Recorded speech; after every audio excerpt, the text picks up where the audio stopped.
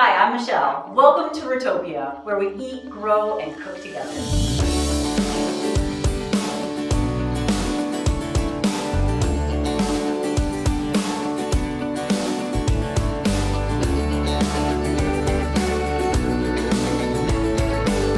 Oregon is hazelnut country. An ideal climate and soils in the hands of Oregon's innovative farmers produce the world's highest quality hazelnuts. Today, we are making good-to-go bars. All you need is 1 cup hazelnuts, 1 cup dried cherries, 1 cup dried cranberries, 1 cup dried plums, and 1½ teaspoons of cinnamon.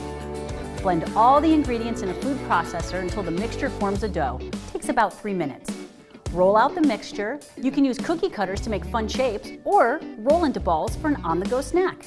Delicious and so good for you and the planet. Hazelnuts make a terrific protein-packed snack for your on-the-go lifestyle.